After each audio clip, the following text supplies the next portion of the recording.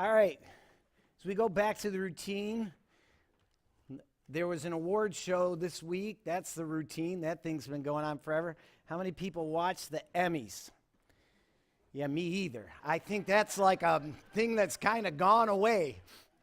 But, there was a time, right, when we all used to get excited about, the Emmys. Or at least I did when I was a kid, right? Like, will my crush Marsha Brady get nominated for Best Actress, right? But the shows, even though, they change year after year, there are some themes that continue on. A couple of the shows that got nominated this year, one is called The Game of Thrones, and one is called The Crown. And those are shows about palace intrigue, right? Like what's happening. Now, I know the one is made up, and the other one, The Crown, that one is real. That one's based on the Queen over in England and how she gets her start, and World War II's going on, and all this stuff. And some of the best material that Hollywood writers get for shows and for movies really does come out of real life and comes out of palace intrigue. A couple of figures from history who they love to make movies about and shows about are these guys, Henry VIII and Pope Alexander VI. Henry VIII was King of England, and he was a mess. If you were married you did not want to be married to this guy because you did not usually live very long. Like when he got sick of you, he got rid of you, like literally.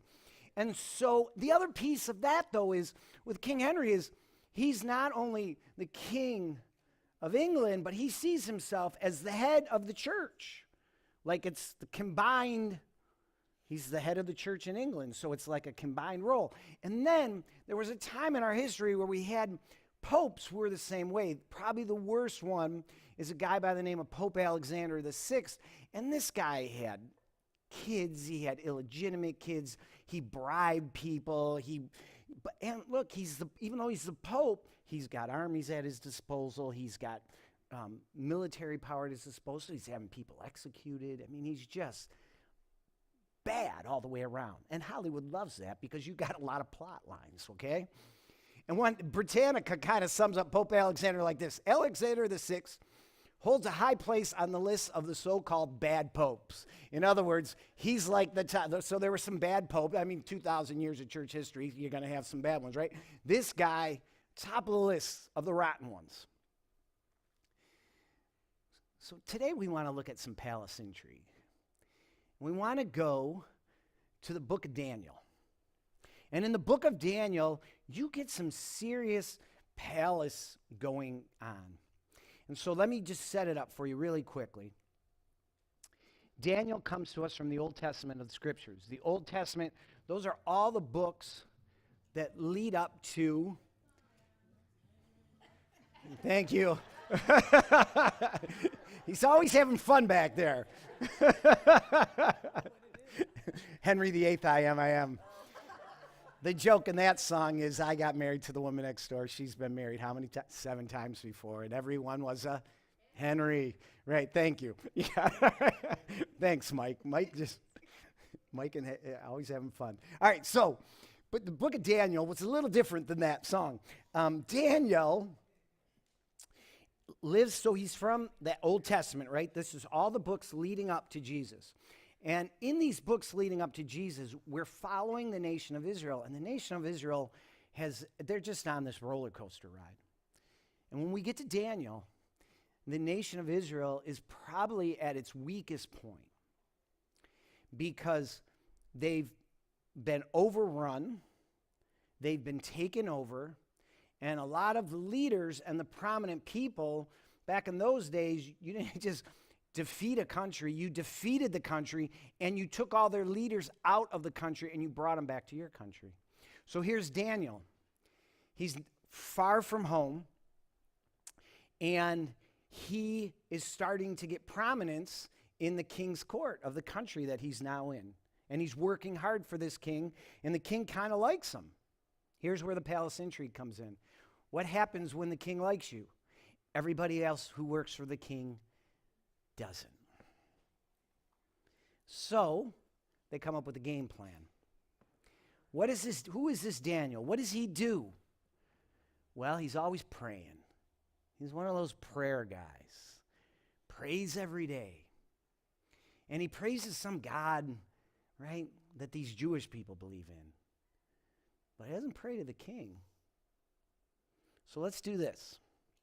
Let's get the king to make a decree that anybody who prays to any other god besides himself, because the kings in that day, just like Henry thought and Alexander thought, hey, I run the place, I'm the king, I'm kind of like a god.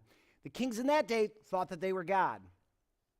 So, if anybody prays to anybody but you for the next 30 days, you got to kill them. Throw them in with the lions. So the order goes out, and Daniel gets the order just like everybody else. Now watch what he does. Very simple, and this is because we had to do the survey thing. This is the only scripture I got for you today, but watch it because it's like critical and important. It goes like this.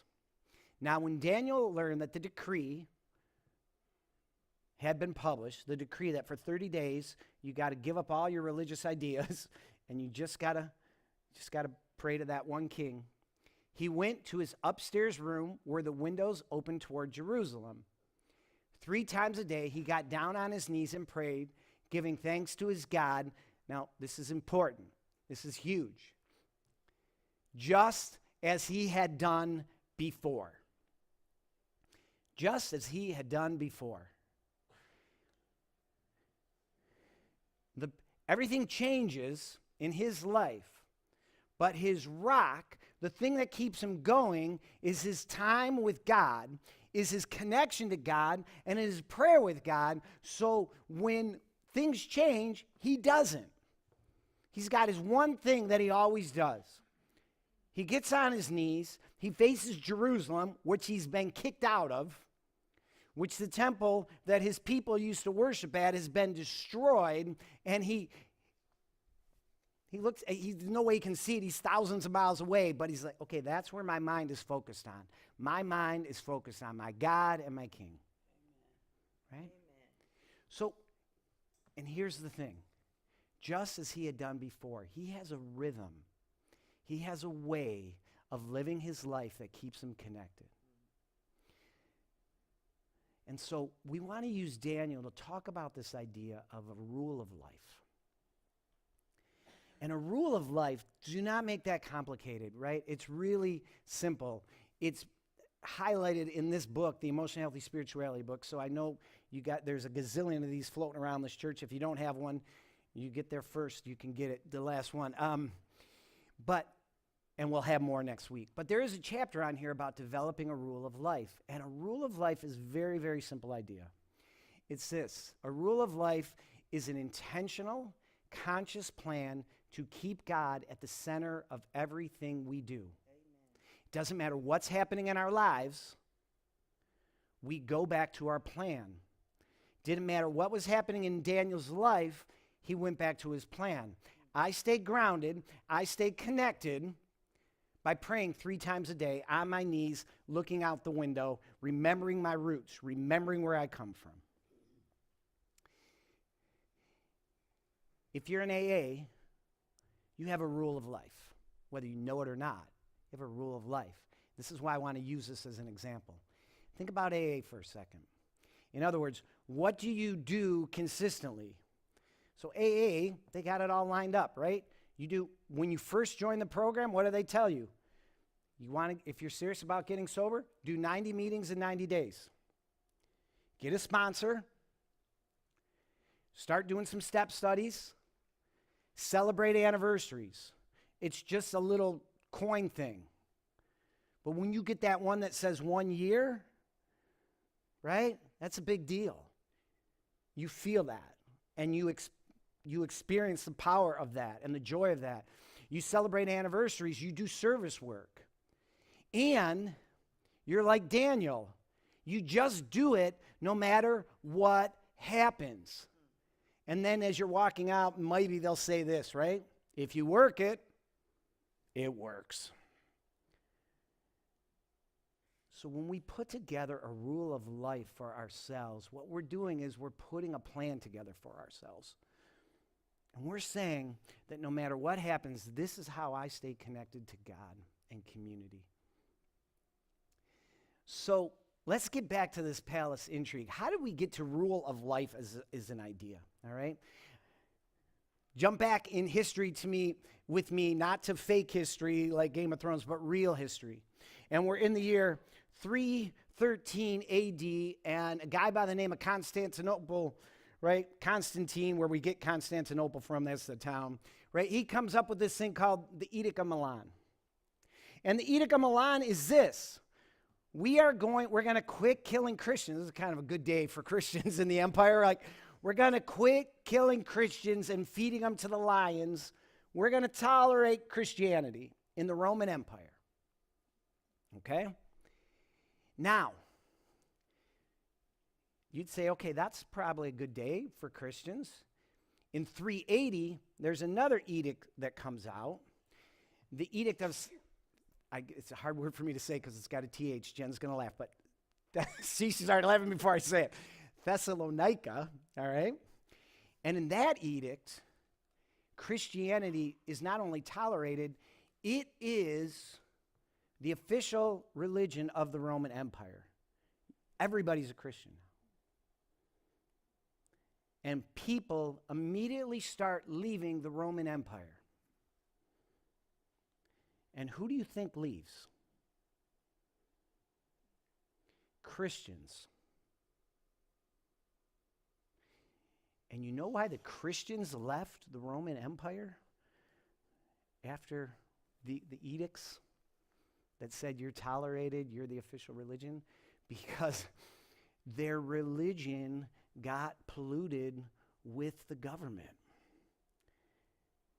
And they're like, this doesn't, now we're worried, think about Pope Alexander, right? He's not just worried about how's your prayer life, he's worried about how are the tax revenues coming in? What am I going to do with my enemies? In what way can I torture or kill them so that nobody dare challenges my military power? This is a religious leader. And so Christians leave the Roman Empire and they literally head for the hills, or we call them the desert, right? We call them the desert fathers and mothers. Because they're like, if we're going to keep our faith pure, we got to get away from all this worrying about all this other stuff. We're supposed to be worrying about our prayer life. And they form now the first monasteries, the first places where Christians like, hey, we got to get off by ourselves. And when they get into these groups and these communities, they start to build these rules of life. They say, okay, we got to be different than what's happening in the empire right now, because that's craziness. You got people who are supposed to be teaching us about religion talking about tax codes and military interventions. What does that have to do with God? So how are we going to keep this, and how are we going to keep ourselves connected to God? And they come up with this, hey, we're going to pray 3 times a day like Daniel. And they would maybe do 5 times a day. And at this time, right? And it's cool, and there's still to this day they do it. It's like, let's say they got a working farm, and you're out in the field, and it's whatever. It's 11:30. 11:30, you just leave your rake right there. You walk into the chapel, and for 5 minutes, 10 minutes, everybody prays. You say a psalm, you maybe sing a song, and then everybody walks out, and they go and they pick up their thing, and they keep going. But that's their rule of life. That's what keeps them grounded and connected to God. So today, we want to build a rule of life, and it's going to be it's super simple. If you were on the women's retreat last week, you just got all these great ideas about, hey, you could do palms up, palms down. Right? And you can take one of those and you can build it in. So if we're going to build this rule of life today. Let's look at these different areas: prayer, rest, work and activity, and relationships. So I'm going to just give you some examples, and then I'll talk about how I put one together for myself, and then we will take some communion, and we'll worship, and we'll be on our way. But let's just start with prayer, okay? So these are the different areas that we want to look at when we build a rule of life. First off, before I go to this, let me just tell you a very quick example about how you can keep it super simple, all right? Focus, super simple. A buddy of mine is a guy by the name of Keith, and Keith is a pastor on the other side of the state in Michigan, and Keith and I were asked to put on a workshop on this, on spirituality and how you do this rule of life thing. And so Keith gets up there, he's like, all right, here's my rule of life. And he's got a calendar, and he's got, I do this on this day of the week, and I do this once a month, and I do this once a quarter, and it's all, and some people like me who I don't do all that detail stuff, right? I'm like, this is crazy, right? So then on mine, and we did it to show the difference, but even though I know what's coming, I'm like, Keith, you're crazy, man. God bless you. That's good for you, but I can never, right? My rule of life comes down to 3 words, and only 3 words. And when I'm off track, which of my 3 words is off? And then I focus there. So I'm going to show you how I put those 3 words together, okay? But you can be as complicated as my buddy Keith, or you can be as simple as a word or 2. So let's take a look at prayer. Scripture. A lot of you already have a rule of life, and part of your rule of life is I start the day with the Bible, and I read so many pages, or I read, right? Perfect. That's your rule of life. Silence and solitude, especially for those of you who find yourself constantly harried and going. Do not underestimate, especially if you got kids like that age where you're going from event to event to event to event. Do not underestimate the gift of getting by yourself where there's nobody else around and all the screens are off, and maybe you're in the woods and it's quiet and it's peaceful and you can connect with your God. You might want to build that in. The daily office is simply what we saw Daniel do. You have a rhythm of prayer. In those monasteries that I told you about, they had a rhythm of prayer. We're going to get together 3 times a day. We're going to get together 5 times a day. And you just make that your rhythm. And then study is simply that. It's just diving in to theology or diving into Scripture and really making that a part of your life. And then the other one is rest and Sabbath. This is so important because we've just kind of eliminated it from our culture, this idea of Sabbath, And sometimes people whenever I get time with God, I always fall asleep. That's God telling you, you got to rest more, dude, right? It's don't feel guilty when that happens. Because that's what people do. Oh, I fall asleep. I feel so guilty. And God is just saying, yeah, I put you asleep because, dude, you need it. All right? So if you need rest as part of your life, that's huge, right? And then simplicity is just getting all the clutter out of our lives so that we can just focus on what's important. And then play and recreation is just making sure we're enjoying the gift that God has given us. Work and activity, service and mission. Some of you have a routine of, hey, I don't miss going down to City Covenant. That's great. That's a rhythm of life. That's a rule of life. You say, I'm going to do that, and you know that connects you to God. Caring for our physical body. Learning how to put ourselves first and learning the gift of what God has given for us. That is a spiritual practice, okay? Relationships, emotional health. When people come to me, I often say, the best gift you give to your loved ones is a healthy you. So the time that you take to focus on yourself and to work on yourself is gift to everybody around you. And then time for family and time for community.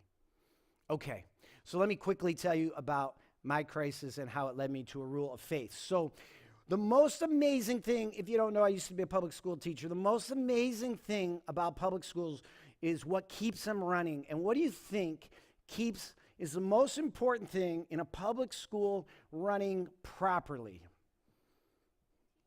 Teachers, thank you. On behalf of teachers everywhere, God bless you. But no, the most important thing to keep schools running, the secretary, the cash, yeah. You know what it is? It's the buses. The school bus schedule. That school bus schedule, kid you not, runs everything else. And as a teacher, it's gift. Because here's the thing. It's an amazing thing happens. You're sitting there in your classroom and the yellow buses roll up. And all the cute little kids get off and they come into your classroom. But here's the beautiful part. Then at the end of the day, the bus comes back. And it fills up again. And off they go. Right? Now, why was that so important for me? So I make this, my crisis, I make this transition from I'm going to be a school teacher to I'm going to be a pastor. And I'm trying to make this transition. And I think about lead with your strength, surrender your weakness.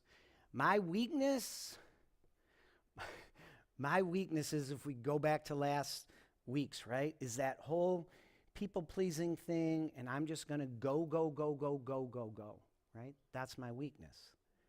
So if people keep calling, I'm going to keep answering. And people say, can you pray about this? Can you go here? And I'm just going to go.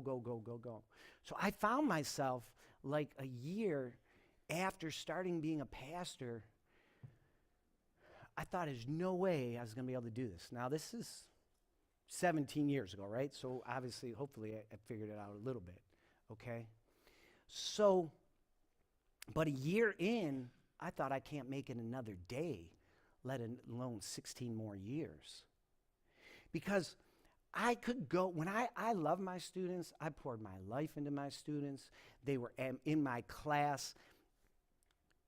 At lunchtime, the kids who didn't fit in at the lunchroom, like they came down and I made this chess club up because then they would have an excuse. It wasn't like, oh, you got to go. No, they're in the chess club. And then we played chess and we had, right? And after school, if they needed extra help, I was there. And if before school they needed help, I was there. But here's the thing. Friday afternoon, the bus came and I got 2 days off. Thanksgiving, I got 4 days off. Christmas, I got 2 weeks off. It's a good gig. We got the midwinter break. Then you got the week at Easter, and then June came, and they all went home, and the buses didn't show up for 3 more months. So my school gave me my rule of life. This is when you stop. And when I became a pastor, the bell never rang, the bus never showed up, and I just kept going until I crashed. And I met with the spiritual director, and I said, you got to help me get my life in order because I'm not going to survive. I got to go back to teaching because I can't do this. And it wasn't that there's no greater honor in the world than to be called pastor and to be given and for people to let you in to their most difficult moments. That's an honor. But it was an honor that was killing me, not because of the honor, because of me, because of my brokenness, because I didn't have a rule of life that kept me grounded. So if you want to look at my rule of life, it looks like this. So the rest and the work activity, it kind of comes together. So under prayer, my big thing is study, and you kind of see it in the messages, right? When I'm like, hey, here's this book, and I give you a quote, right? I'm just constantly reading, trying to read good books, usually written by Christian authors, but not always. Sometimes I'll dive into some business stuff or that type of thing just to keep my mind sharp and keep myself learning. And then the rest and the work activity, like it says, play and recreation, care for the physical body. You know, I did not know how to take care of myself. Like I'd say, oh, I should exercise, but I could never find any time to exercise because I was too busy putting everybody else first. And so I'm like, okay, if I'm going to do this right, I got to learn how to take care of myself. Not out of a place of selfishness, out of a place of, this is the body that I got to do the ministry out of. And if it's not working, I'm not working. So that became huge. And then in the first thing to go when you do this, when you find yourself engaging, right, is your family. Like, well, they'll always be there. I'll always have time for that. And you put them on the back shelf. And again, this has nothing to do with being a pastor. This has to do with a broken person going into the pastorate. Which, by the way, is everyone in the ministry, okay? And what God does is he says, look, I don't need you to do that. I got a lot of people who can do that, but if you're going to do that, I'm going to grow you closer to me. And so in my crisis, I come up with this. So here's my rule of life. It's real simple. If I'm off on any of these three, you'll probably know it. And you guys are pretty good about saying, like, you don't look right, which could be a daily occurrence, but you don't look right. Everything okay? I don't even know, like, you guys are telling me something's wrong before I even know it myself. And then I'm thinking, like, oh, yeah. But here's my three words, right? I got to be in the Word, which for me means to study. I got to be spending time with Joanne. I know, sorry. Every time. I get to spend time with Joanne, and that's true, right? But wait, here's the thing. I do say I got it, just as we have our little spousal spat in front of you. But no, but here's the thing. Let me go to the gotta just for a second. Because if I don't, I'm worthless. Okay? If I don't connect with the person who God has given me, I don't work right. See, that's the guy God is. If you do it that way, it's not so bad. To be continued, trust me. And I got to work out. I got to work out. Because and my workouts are on a schedule, and I log them because it forces me to take care of myself. Otherwise, I'll just do the next thing, the next thing, the next thing, the next thing, the next thing, the next thing, the next thing. So what's your rule of life? And if this is a completely new concept to you, then read up on it in Emotionally Healthy Spirituality, or just Google it online and see what they got. But put something together, either simple like I put together, or big and complex like my buddy Keith. But you got to keep yourself grounded to God. That, when we talk about getting back to the routine, what's our routine for being with God?